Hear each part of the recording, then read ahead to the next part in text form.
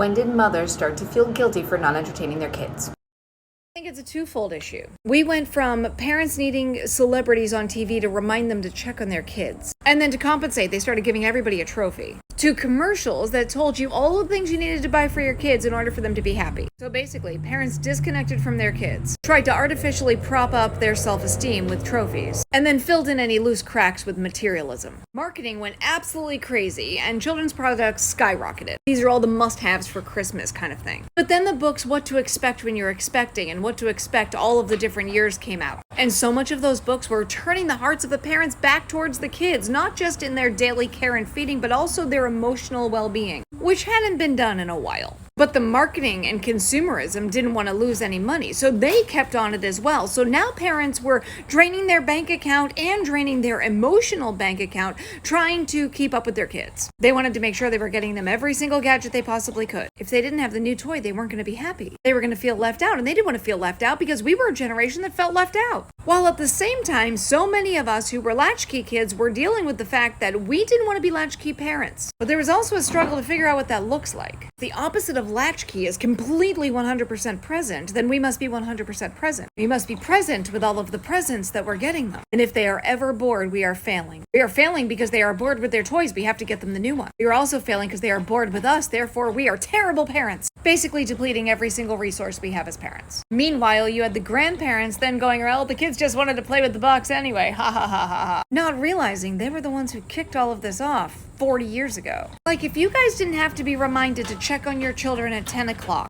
or be reminded by Cyndi Lauper to hug your kids that day, and then try to make up for it by going and making sure we had every Cabbage Patch Kid, then maybe we wouldn't have gotten on this crazy cycle. Reality is, our kids only need about 10 toys. Like, in rotation, totally, 10 toys. 10 open-ended playthings. Blocks, Legos, a few baby dolls, some coloring books. When your kids are less overwhelmed with toys, they're able to entertain themselves more, which leaves you the free time to be able to heal yourself so you can show up best for your kids. Also, let go of the screen time guilt, okay? 85% of the population works staring at a screen all day long. At this point, teaching your kids to manage screen time is just helping them manage their future. Don't hear me wrong. I'm not saying it's capitalism. I'm saying it's consumerism. Consumerism and marketing is the reason that we are in this pickle. Because the more you drive consumerism, the greater profits you have. And consumerism-based companies prioritize profit over people. Capitalism is the system, but consumerism is the abuse. The abuse that has spun all of us into this spiral. Like the car gets you from A to B, that's good. When the car runs into a pole, that's bad. That's the abuse of the car. Having some animals for your family is good. Hoarding animals is bad. The best way to break yourself out of this is 1, stop being your kids' every activity. Make sure they know that you will play with them, but at the same time know that they can play by themselves too. Self-directed play is just as great as playing with somebody else. Let your kids do activities alongside you. Let them help cook, let them help clean, let them help